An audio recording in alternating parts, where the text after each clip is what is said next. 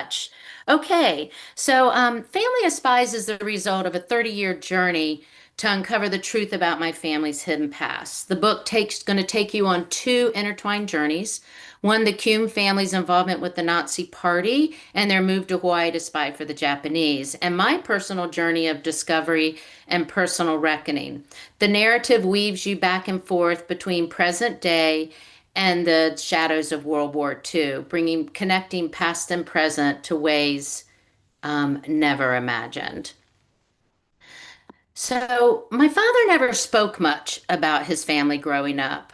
He actually avoided all questions when I asked them. So when he came to me and said that his sister, my Aunt Ruth, wanted to meet me, I was so excited. I was a little nervous as well.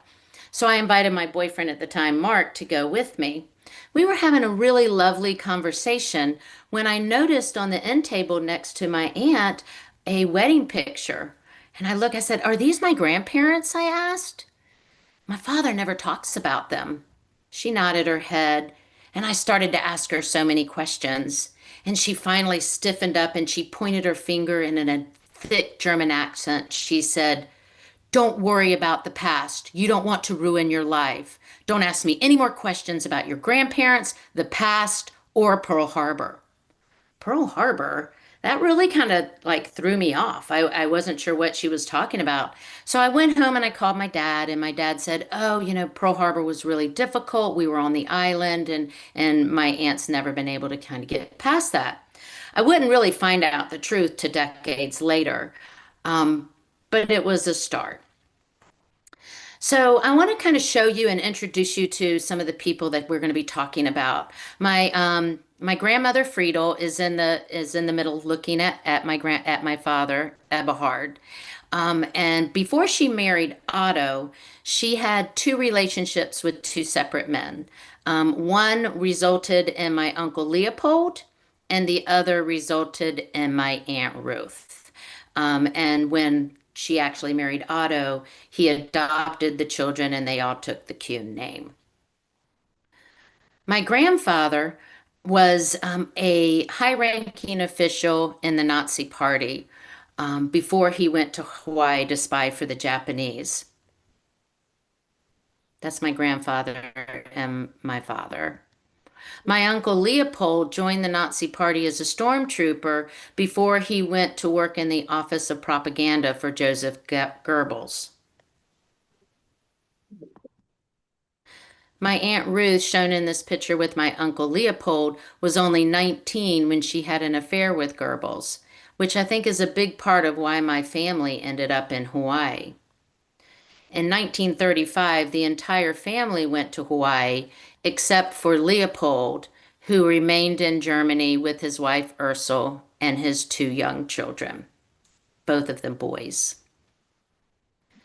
So in Hawaii, the family was living a very lavish lifestyle. They had two homes, including this house on the windward side of the island,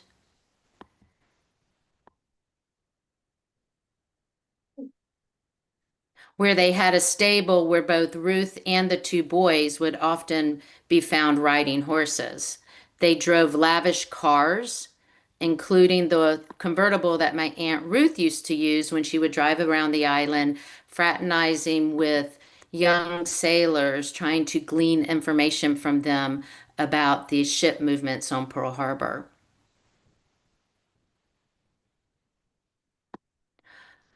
Otto and Frida would host lavish parties at their home, inviting Navy military officers to hoping to glean additional information from them as well. That's my father on the left in the bathing suit. The family also traveled back and forth to Japan on multiple occasions, often staying for weeks at a time. And all the while, my father and his younger brother Hans were living an idyllic childhood on the island,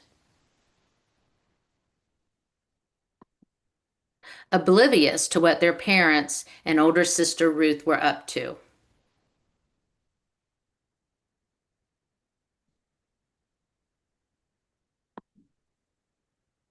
Okay. So those are Oh, some pictures that I had. Some of those are from family pictures, as well as some of those are ones that I have been able to pull from the National Archives in College Park, Maryland. okay, then I guess the opening of the book, I guess the ask, when did you find out that there were secrets in your family's past?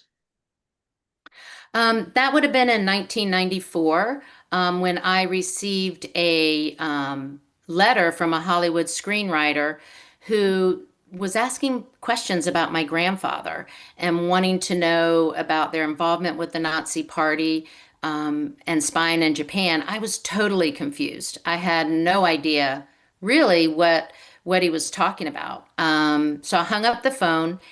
Actually, it was a letter. So I got on the phone, I'm sorry, and called my dad. And I told him, I said, hey, I got this letter. Can you tell me? And he assured me it was a mistake. No, not my dad.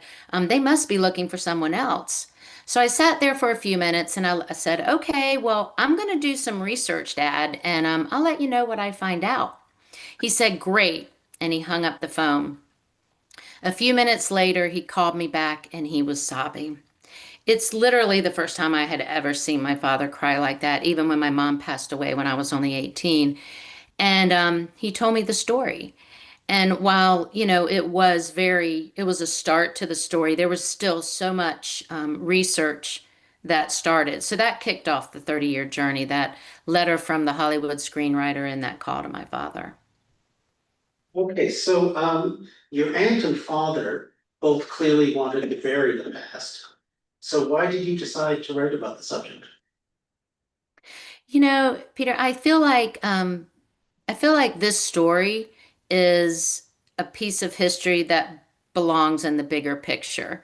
I also feel like keeping secrets and hidden secrets only hold you back. And by sharing those hidden stories is the way that you really begin to heal and grow. And so with that, I decided, my father walked away from his family, knowing he'd never see them again when he was only 16 years old. And I decided that I really wanted to honor that decision for because of the future that he provided us and the rest of the family. Your father, I find, is somewhat similar to a Holocaust survivor, even though he was not a Jew, in that he was effectively orphaned by the war. And so, how do you compare your father's experience to that of other victims of the Nazis?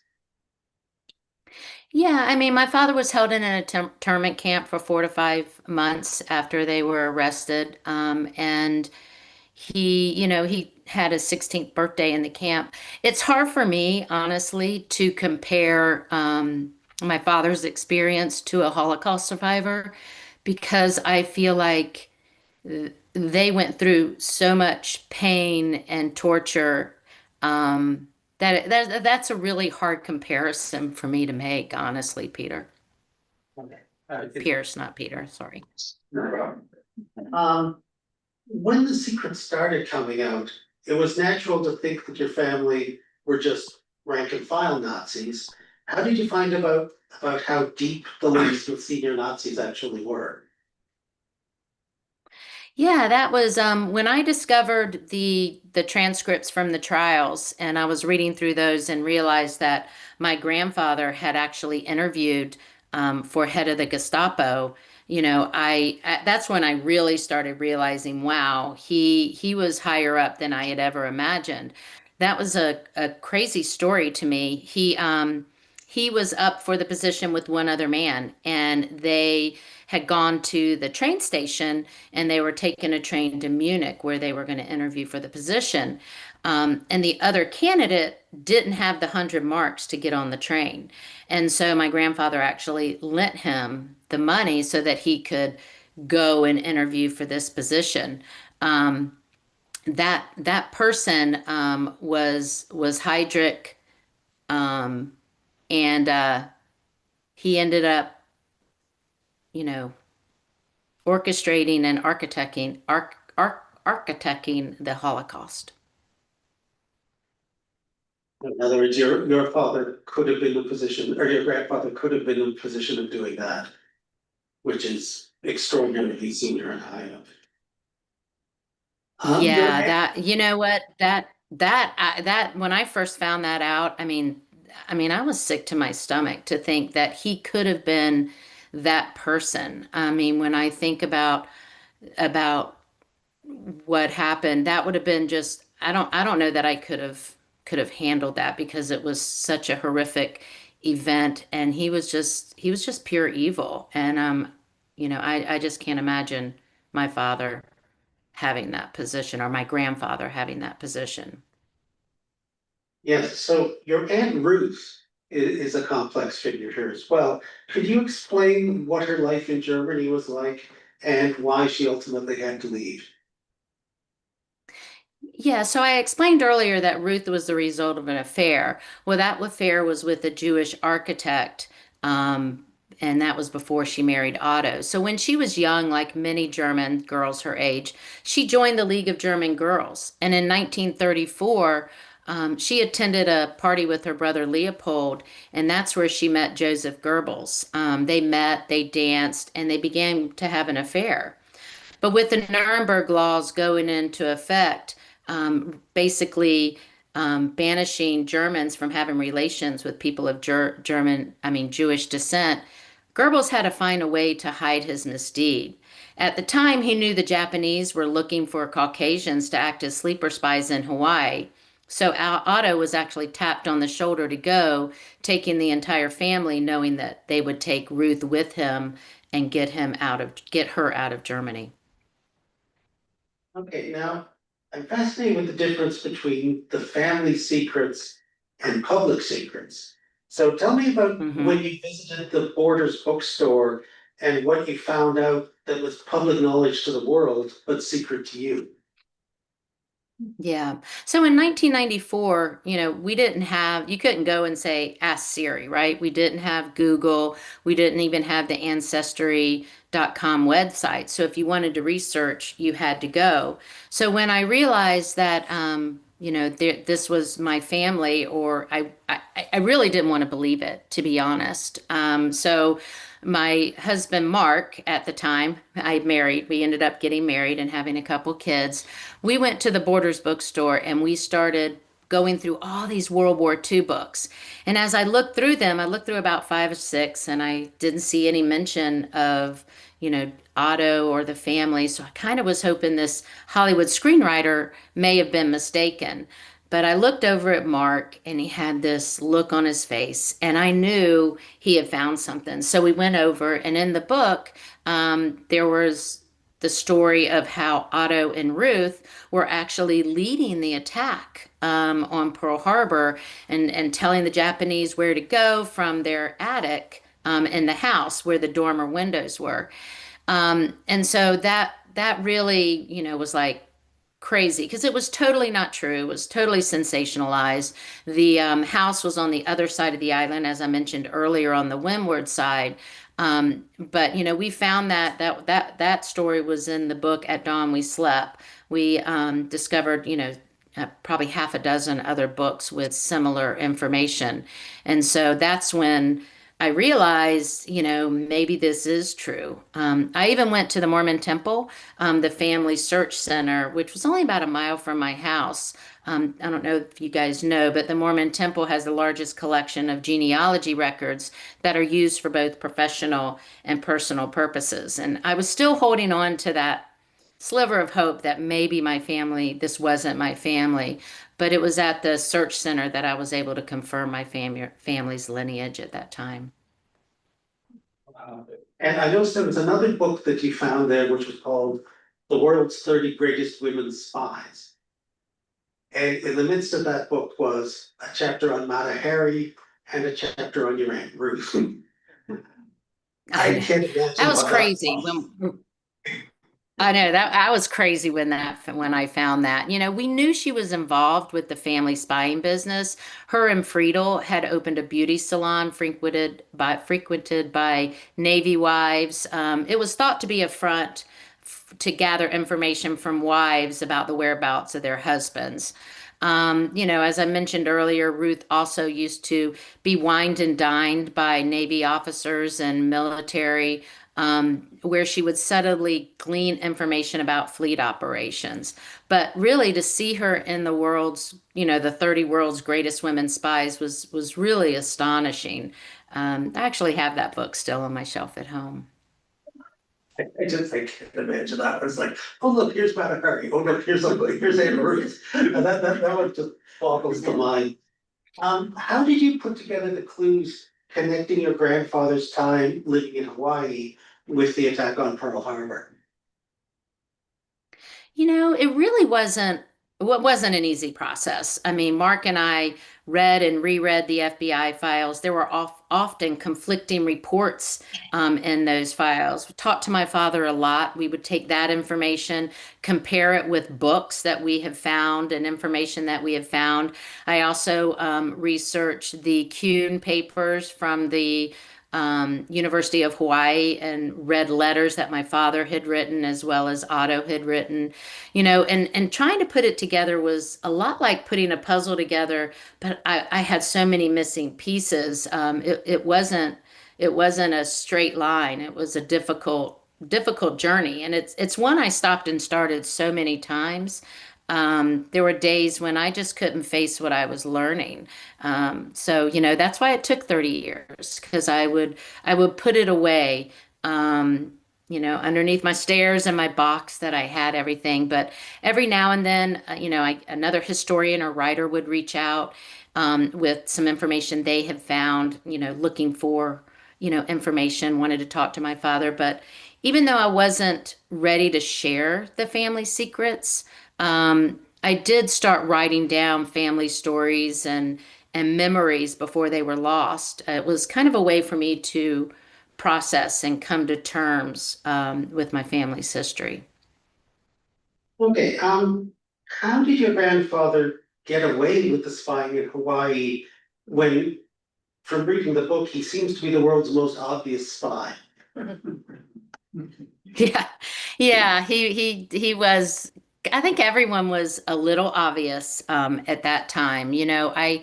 I think the FBI were on to them, but they didn't have a full-time office in Hawaii at that time. So investigation tended to be very spotty and very inconsistent. But in 1939, J Edgar Hoover wrote a memo calling for a deeper dive into this family who owned two houses, were spending money lavishly with no visible means of income. So on August of that year, they finally opened a full-time office in Oahu, and that's when the FBI, led by Robert Shivers, really started collecting data on the Kuhns and created an enormous 800-page file on the family. This is the same file that's currently in the National Archives that I used to research the family. So I think it took a while for them to kind of get the investigation going. And really be able to pull all that information. I think it was hard to pinpoint, what he was really doing because everything was so out in the open. You could go to Pearl Harbor. They were from public places. You could take pictures. They just couldn't quite prove that he was actually spying.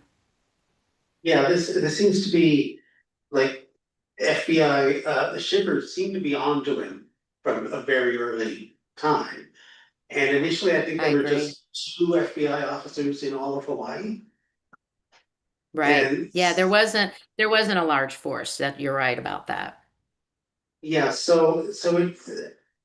what I've noticed is it's part of a problem of a free society dealing with subversion from a non-free society.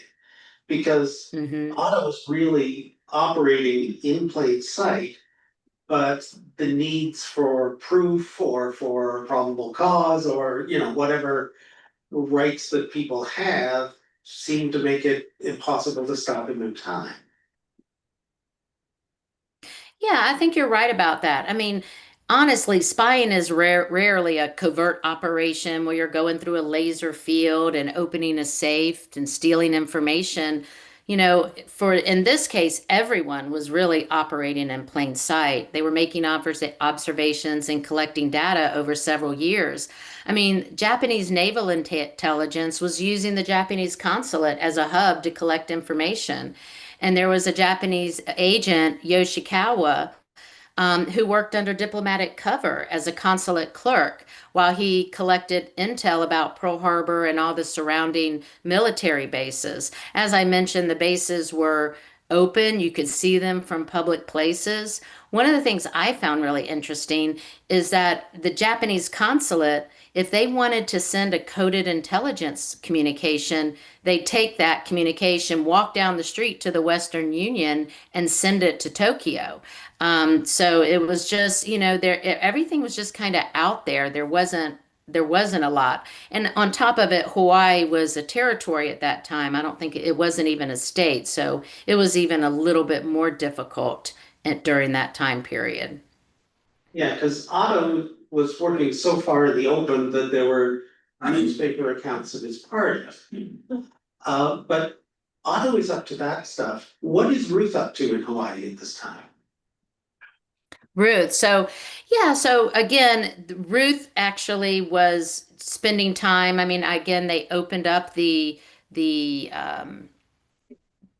salon. So she was working on that and trying to get information. She was also like when Japanese officials came to town, she would pick them up and drive them around the island so that they could get a visual of the different bases. And during that time, and then Otto during that time, they landed on Hawaii and they were supposed to be a sleeper spy, right? They got there in 35. They were supposed to blend in, befriend, and get the trust of the community while they quietly gathered information. Over the 6 years that they worked for the Japanese, they earned more than $1 million in today today's money. I'm sorry, I'm not thinking that right in today's funding. But Otto would also spend his time, going to Hickam Field and Schofield Barracks. He was seen on several occasions going in and out the Japanese consulate with the Japanese, I mean, with the satchel, which, most people felt he was bringing intelligence that he and Ruth had collected regarding the military bases, ship movements, and troop maneuvers. Okay, and Otto was also doing some sort of coded messages from his house involving turning lights Yeah, on and off yeah. with signs. What was that about? Well, he created a signaling system. I don't think he ever did that from his house. About 6 weeks prior to the attack, the Japanese spy Yoshikawa visited the family home and was asked Otto to create a signaling system that could be used to provide Japanese subs off the coast of Hawaii with additional information regarding the American fleet. So that's the information that was actually sent to Tokyo to make sure that that the all the different signaling they understood it. It was so complicated the first time he did it that they actually had to come back and make him create a more simpler code. For example, between 9 and 10, if they put a lantern in the dormer window, that meant the battleships had gone to sea. Or if there was a sheet on the clothesline, that would mean that an aircraft carrier had just come into harbor. So there were all these different types of signaling, but that was really, I don't think they ever implemented that before Pearl Harbor because that was done just about 6 weeks prior, but I don't think they were ever Otto ever implemented that coding system. Okay, now it says that the Americans had figured out some of the codes of the Japanese and that there were signals to indicate the all clear on the Pearl Harbor attack, but that they weren't translated in time. Is that correct? Correct. Yeah, you're correct. So it was on actually Saturday, September 6th. I'm sorry, Saturday, December 6th, Dorothy Yeah. Edgars was an experienced translator for the Naval Intelligence Operation Magic, and she was translating a 3-day old deferred interception between Tokyo and the Japanese consulate in Hawaii. And it was outlining the signaling system that would be used to provide ship movements at Pearl Harbor. Like she thought it was very suspicious, and she took it to her commander, who barely even glanced at it. He handed it back to her and said, "Oh, well, this can wait till Monday." And then he told her that, it was Saturday noon. You can go home. You're not needed here anymore.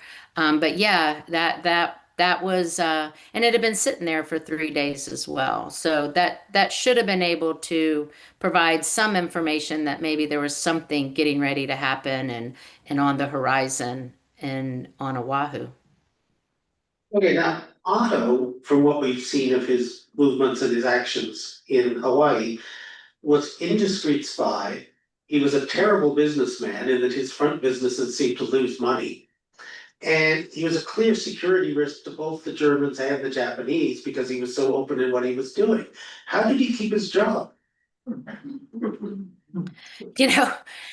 You know, the Japanese did see him as a security risk, but at that point, he was their only option. The Germans had decided to bring in another spy, Disco Popoff, to Hawaii to replace him. But unbeknownst to them, Popoff was a double agent working for MI6. And so he was supposed to go to the US and set up a spy ring there, and then go to Hawaii and replace Otto and send Otto back to Germany. But while he was in Washington, he actually met with the FBI and J Edgar Hoover. He was wanted to bring them this new microdot technology that had been created by the Germans, and he showed him the technology that had information about ship movements in Pearl Harbor and wanting to know all of that information about what was going on and what the Germans were looking for. What's interesting about this is this really did connect the Germans to Pearl Harbor was this whole interaction. But Hoover really did not like Popoff and at all, and so he didn't forward any of the information onto the presidency that he had discovered, and just kind of didn't trust him. So with the spotlight on him now, he couldn't go to Hawaii, so he had to return to Germany, and that left Otto in place at that time. Okay, now Pearl Harbor Day itself, when that happened, what was that day like for the Kuehn family? Well, it's interesting. The night before the attack was a typical Saturday night. My dad used to tell me that him and his mom and dad would always go into town, have dinner, and watch a movie. So Saturday night was pretty normal. On Sunday morning, Otto got up and took Hans to Sunday school at the Lutheran church. He then had gone to the grocery store because apparently they needed bacon for breakfast. So he had gone to the grocery store, grabbed some bacon, and when he came out, he heard and saw the planes flying overhead because they were coming in really low.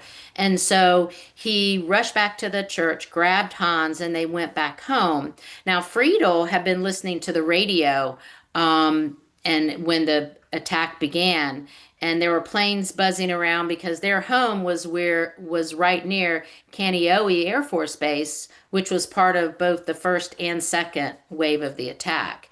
And so the family huddled together until the bombing started, and then they headed to the first aid center near their home and remained there for the rest of the day.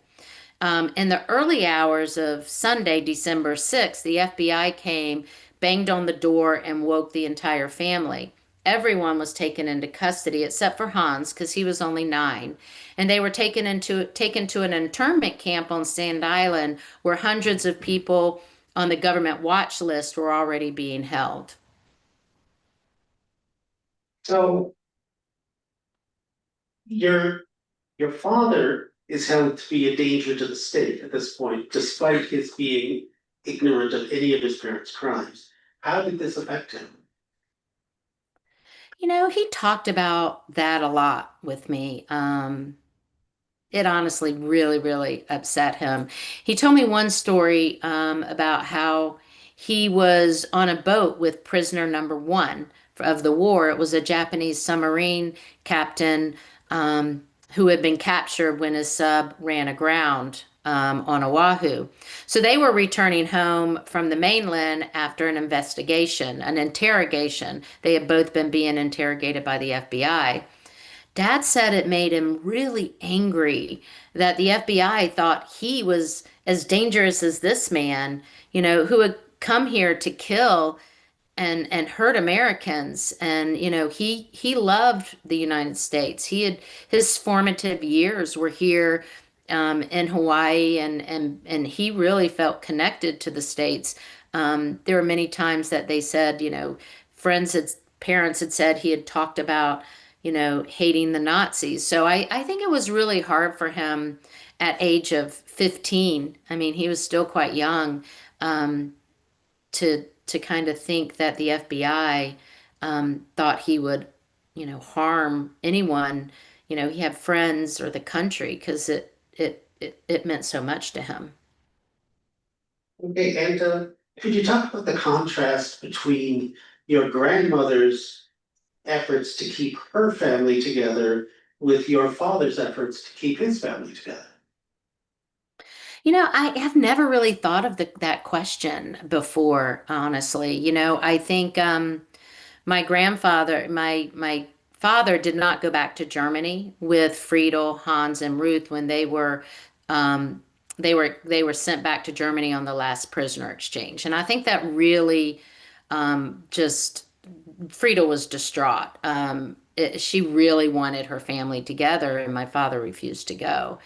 And so my Aunt Olga, who married Uncle Hans, who, had gone back to Germany, used to say that Friedel was like a lioness, always trying to protect her cubs. I mean, her family was her life. And, I think my dad was trying to protect his family as well. I think he wanted to shield us and make sure that we didn't have to live with this dark past, which is why he never told us the story. So I think that was his way of trying to protect us and have us have a better life. Okay, and could you talk about Otto's trial, and in particular the role of his children in that trial? Yeah, that's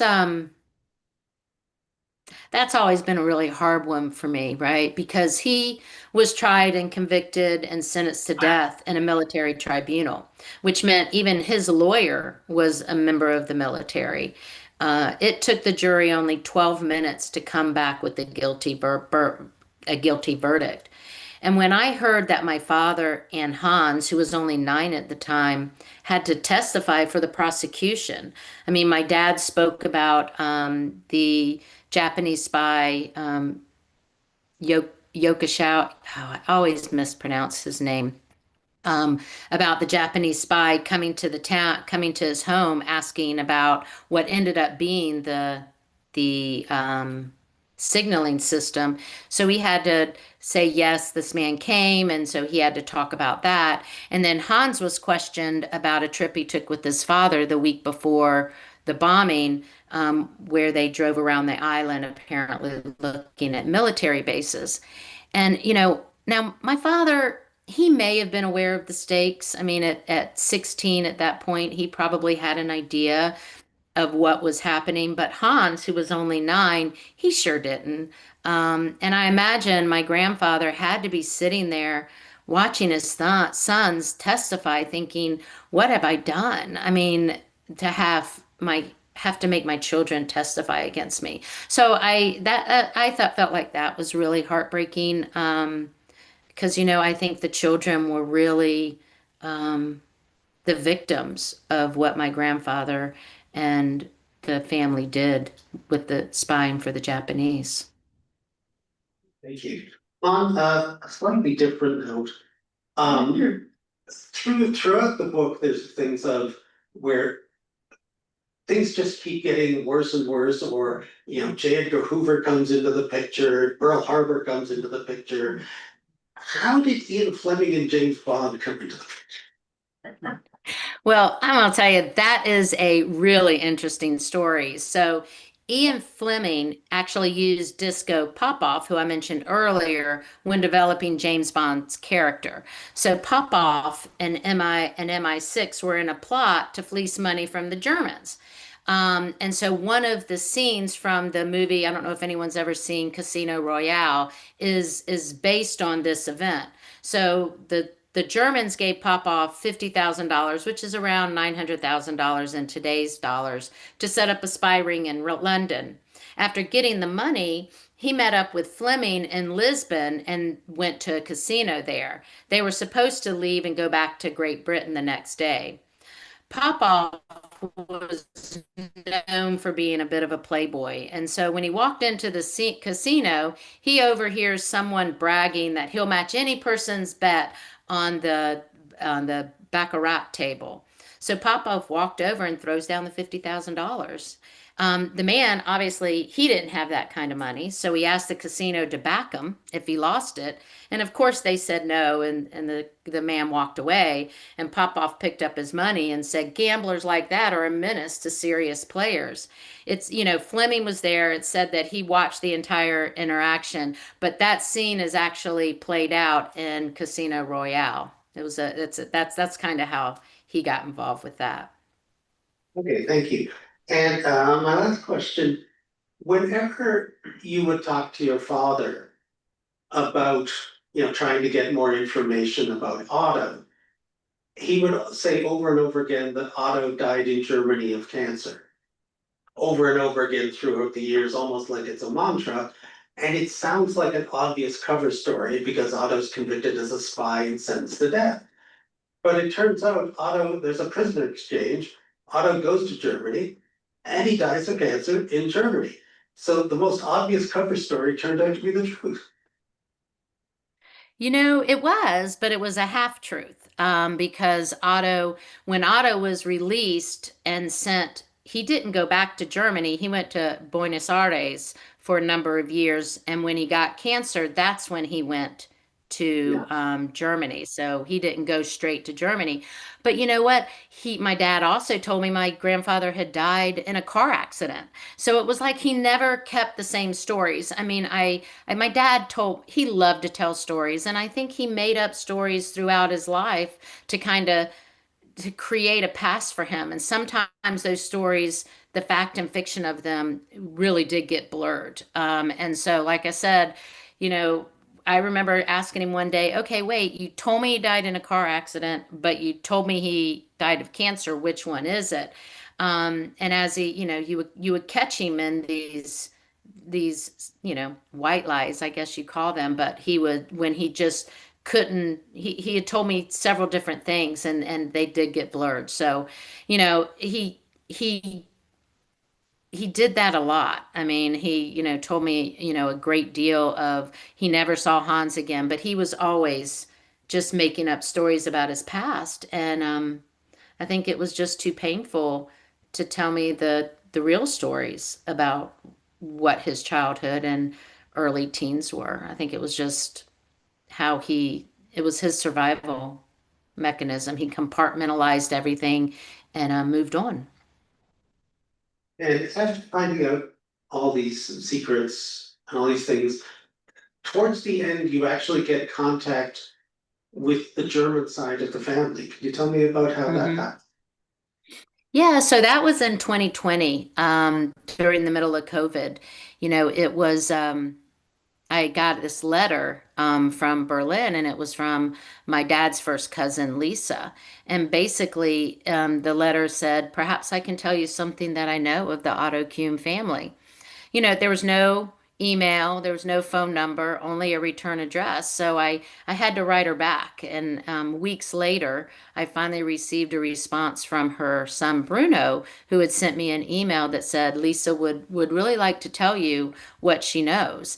And so we spent the next few months going back and forth. When I thought that we would start talking about this mystery that we had been trying to uncover for years. I thought that would be what we talked about, but it was really about getting to know each other and learning about each other's families. She wanted to know about my children. I wanted to know about her children. And, it was interesting because she was my grandfather's brother's daughter, right? So it was a first cousin. But I had two other sets of family in Germany as well. Hans, who had married Olga, had three boys who lived in Stuttgart. Lisa didn't know anything about them. And then Leopold's family lived in Frankfurt. And I met Knut and his wife, Andrea. And none of those three families knew about each other. So until I started this research and started really locating different family members in Germany, was I able to really connect the family. And so I went to Germany in December of 2023 and met with, with both families. So I started in Frankfurt, and then Newt and Andrea drove to Stuttgart, and we met Hans's children and spent time with them. And then we ended the journey in Berlin, where I met Lisa and her family, and actually stayed in the same apartment complex in the same home that my grandfather had stayed in um, when he came back from World War I. So it was still standing, and the family still had a house and some apartments in that building. Thank you. So ultimately, out of the uncovering of the secrets, actually came drawing together the family that never knew each other. Yeah. I mean, and it took 30 years. I mean, it was a long time. And we stay connected now. So, you know, it's been, reuniting families is has been the biggest joy of this entire process for me. Excellent, thank you. I'd like to now ask if anyone in the audience wishes to ask a question, and I'll bring the microphone over. I see Lance first. It's been fascinating to hear this discussion. I'm wondering how your newfound family, all your cousins, feel about their family history. Have you had reactions from them? Yeah, that's a great question because I was actually very worried how they would feel about that. But they're all very excited. Some of the photos that I've shown you today have been photos that they have provided. They are, some of them can read English, but they keep asking me, is this going to be come out in German? Because they want to read the story too, because it was a mystery for them as well. They didn't know much about that. I spoke to Winnie one time, who is Hans's youngest son, and he used to ask Aunt Ruth questions too. And he said that every time he would come back to her and ask her a question about what happened in Hawaii, he would ghost her just like she used to ghost me, and she wouldn't talk to him for months. So I think they were really excited that we could get everyone together and kind of share the bits and pieces of this our story. I mean, they had information I didn't have about what happened when the family returned to Germany. So I think it's been a great opportunity to pull all our stories together and kind of create one story for the entire Kuehn family. Okay. It's quite the story about family conflicts. I have a couple of questions. One of them is, were other people in the family in Hawaii, were they also convicted, any of the women? And the next question is, on the other family that was in Germany, were they also involved in the Nazi proceedings? So the first one is, were there any other convictions other than your grandfather and what happened to them? And then the other side in Germany, the family. Yeah, so no one else was ever convicted. Otto actually signed a full confession and took responsibility for everything. So he was the only one ever tried and convicted. And he was actually sentenced to death, but there was some concerns about the fact that he had been tried in a military tribunal, but he had actually done his spine during peacetime. So his sentence was actually commuted to 50 years hard labor. Um, as for and when you're asking about the family in Germany, I was having a hard time hearing that, but were you asking if any of what they thought about it, or were any of them? No, What so was the question there? what happened to them after the war? No, were they What actually happened to involved them after the war? Okay. with the Gestapo, Oh, were any of the, or in the Nazi hierarchy? okay, were any of the other family in Germany involved in the Gestapo, the SS, or the Nazi Party? No, Leopold was the only family member, and he worked in the Office of Propaganda. And, towards the end of the war, he actually died in the Battle of Berlin in the final days of the war, but he was the only other person, but he worked in the Office of Propaganda. Okay, any other questions? We can finish here.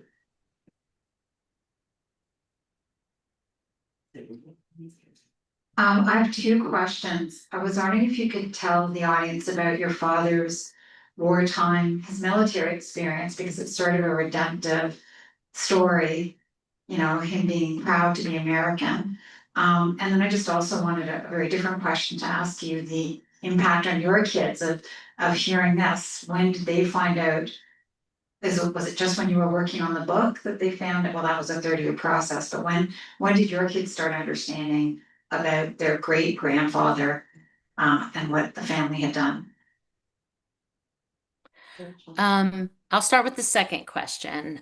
So really, my kids were really young. They were basically, you know, 1 and 2, when I first found out about, my family's involvement with Pearl Harbor and the Nazi Party.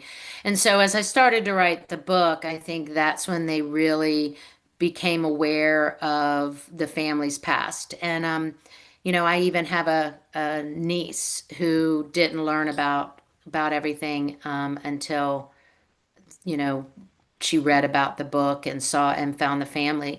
So I think it's been hard, because when I found out, it took me a lot of time to process. I mean, like I said, it was not something you want to discover about your family, right? And so I think my kids, it took a while for them to get through that, but I think they've gotten through it. They've read the book. I think they've worked their own way through, what has happened. They're several generations away, and there is a thing called, generational, I guess it's guilt that you feel.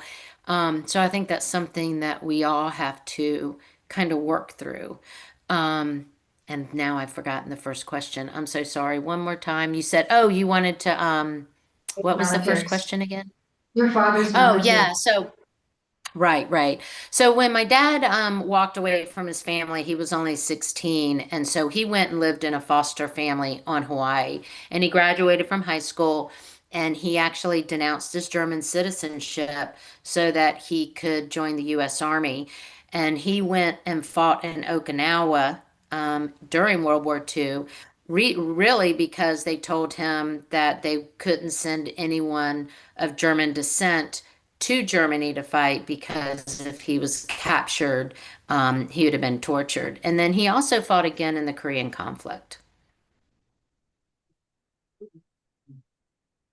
I got two questions for you. Can you talk a bit about the money trail?